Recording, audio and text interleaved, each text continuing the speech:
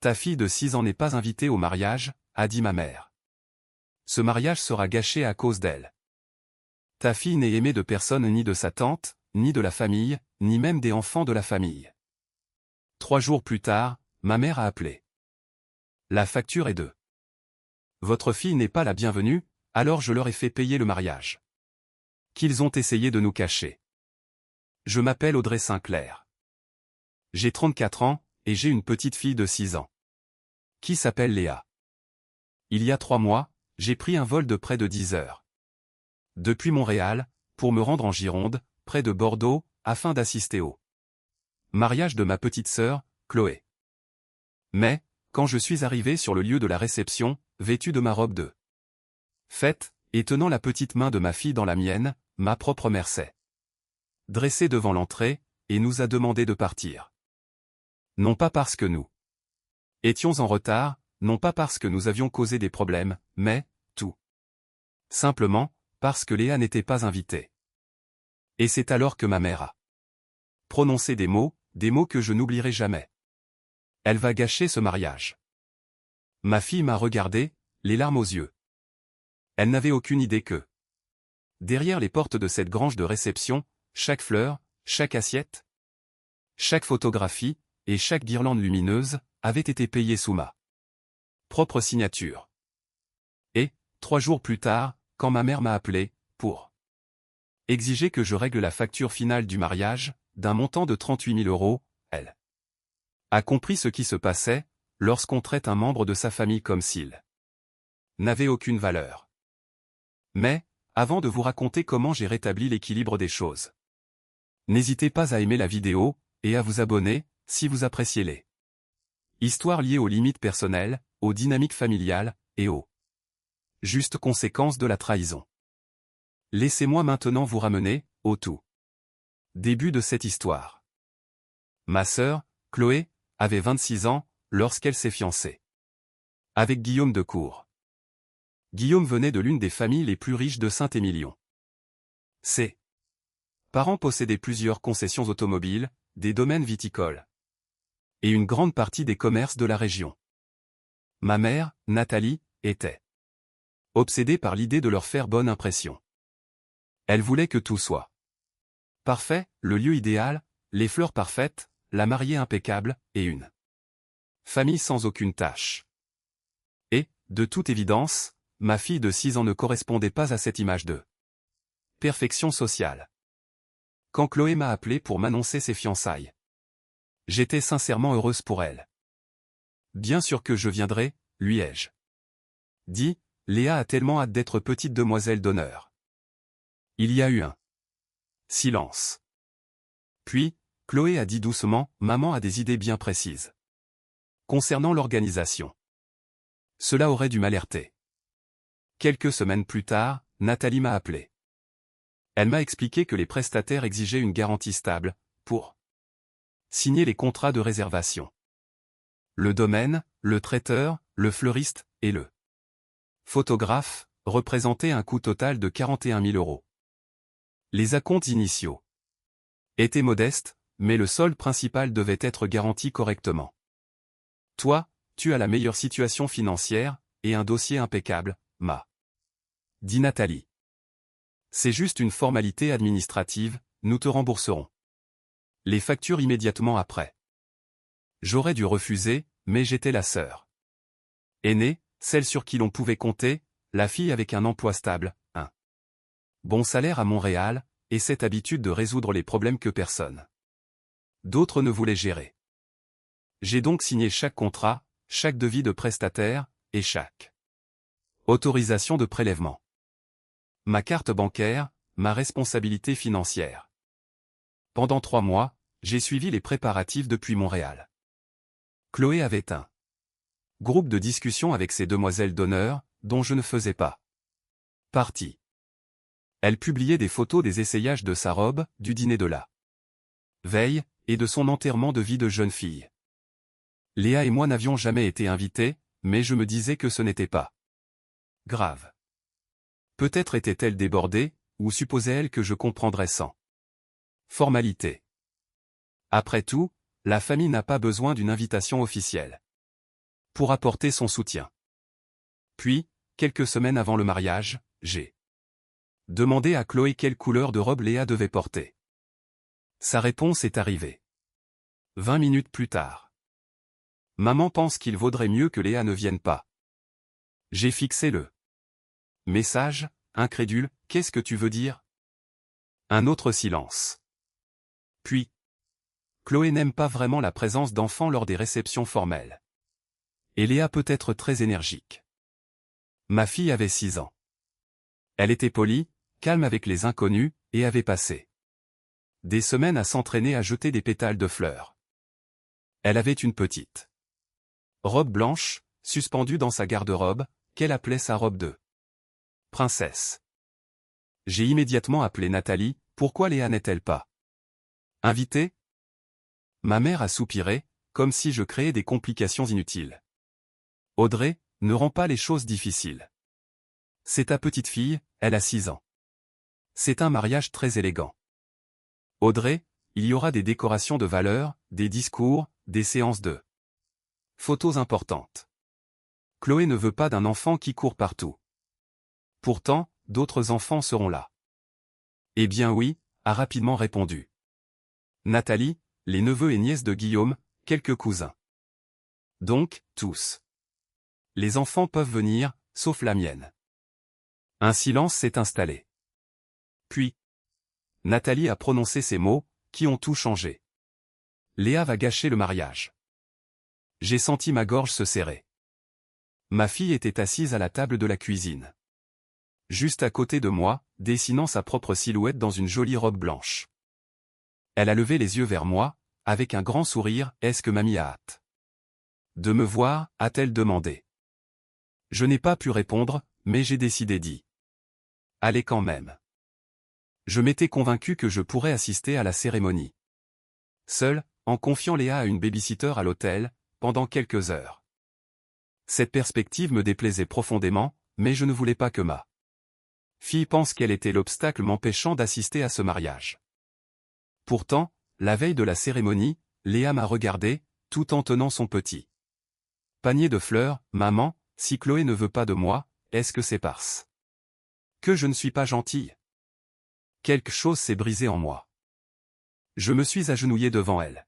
« Non, mon cœur, lui ai-je dit, tu es une petite fille merveilleuse. » Le lendemain matin, j'ai enfilé ma robe bleue marine. Léa a tout de même mis sa robe blanche, non pas parce que nous allions entrer, mais parce que je voulais qu'elle se sente digne d'être belle. Nous avons roulé ensemble jusqu'au domaine des Oliviers.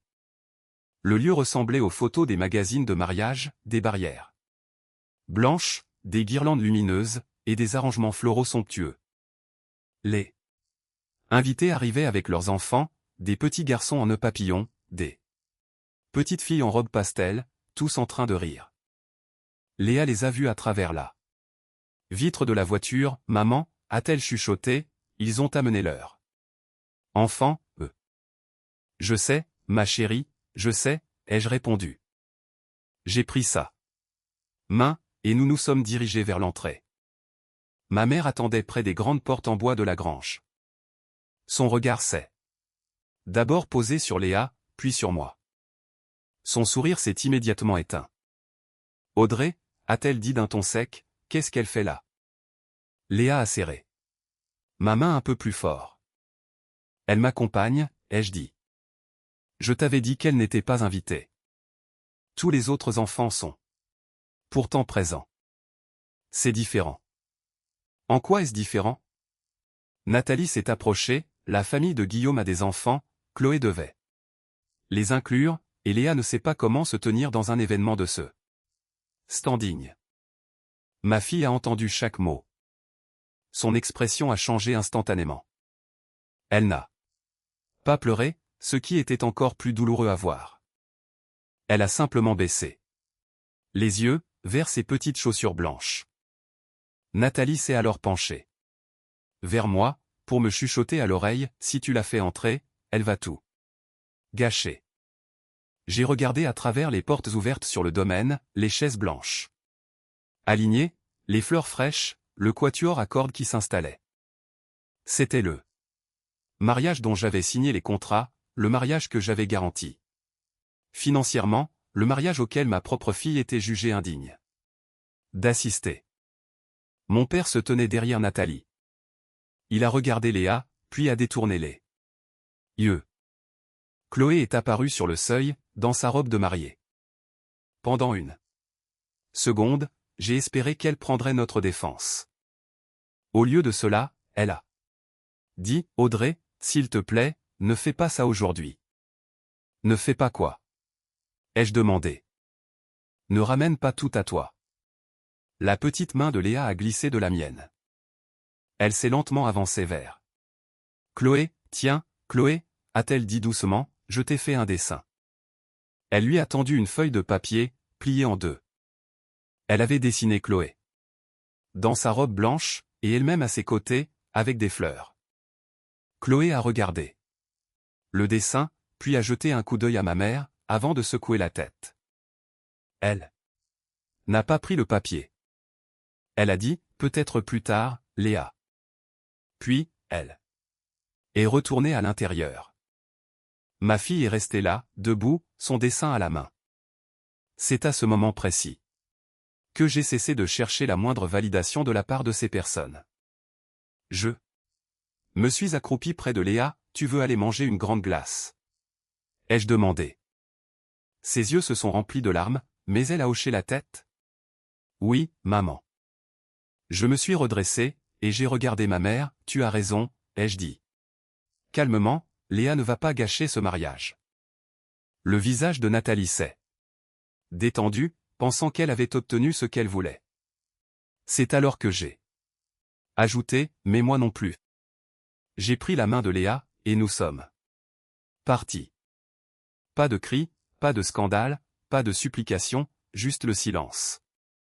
Ce soir-là, après que Léa se fut endormie dans notre chambre d'hôtel, j'ai ouvert mon ordinateur portable. Les factures finales des prestataires m'attendaient dans ma boîte de réception. Le domaine des Oliviers, 14 800 €. Le traiteur, 12 600 €. Les fleurs, 6 200 €. Le photographe, 4 400 €. Total, 38 000 €. Le tout payable sous 5 jours, entièrement lié à mon nom et à ma garantie bancaire. J'ai regardé ces chiffres pendant un long moment. Puis, j'ai consulté les premières photos de mariage publiées en ligne par Chloé. Elle y apparaissait souriante, dansante, entourée de mes parents et de sa belle famille. Sur chaque photo, ils offraient l'image d'une famille idéale. Ma fille et moi étions totalement absentes. Puis, j'ai vu la légende écrite par ma sœur, entourée d'eux. Tout ce qui compte vraiment. J'ai lu cette phrase une fois, puis deux. C'est à ce moment-là que j'ai pris mon téléphone. Le lendemain matin, j'ai appelé le lieu de réception. « Bonjour, » ai-je dit. « Je m'appelle Audrey Sinclair. Je suis la titulaire du contrat de réservation pour le mariage des familles de Cour et Sinclair. »« Oh oui, » a répondu le gérant, « un événement magnifique. Je vous appelle pour annuler mon autorisation de prélèvement et retirer mes coordonnées bancaires de tous les contrats. Un contretemps est survenu. Je suis désolé, je n'ai pas pu assister à l'événement. Ma fille et moi avons été exclus dès l'entrée. Par conséquent, je n'autorise pas le paiement du solde restant sur mes fonds. » Le gérant est resté silencieux avant de répondre. « Nous allons devoir contacter les organisateurs de l'événement. »« Faites donc. » ai-je répondu. J'ai ensuite appelé le traiteur, le fleuriste, puis le photographe. Même démarche, même voix. Calme et mesuré. Je n'ai menacé personne, je n'ai insulté personne. J'ai simplement refusé d'allouer mes propres ressources financières à la célébration d'un événement qui avait délibérément banni mon enfant. 3 jours plus tard, ma mère m'a appelé.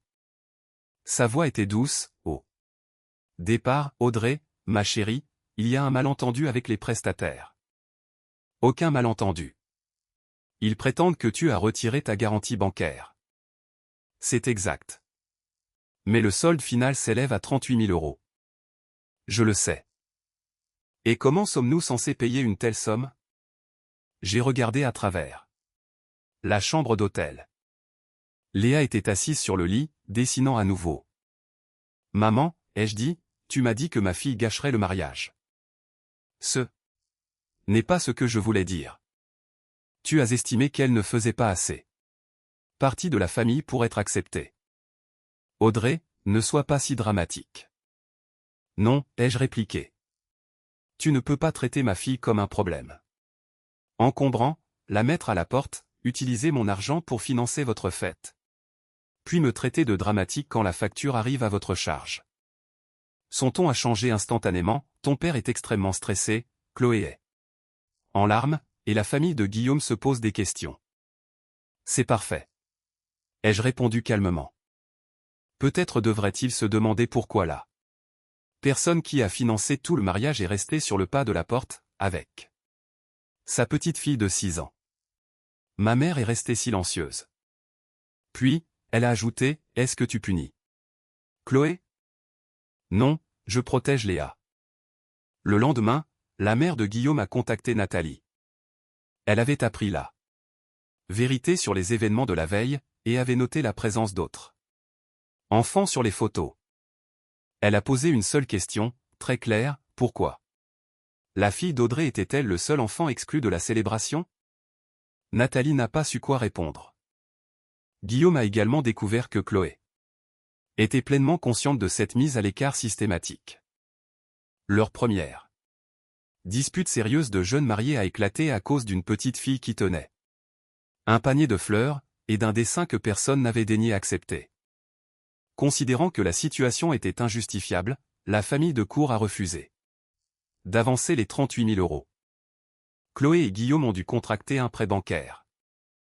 Mes parents ont dû piocher dans une partie de leur épargne retraite.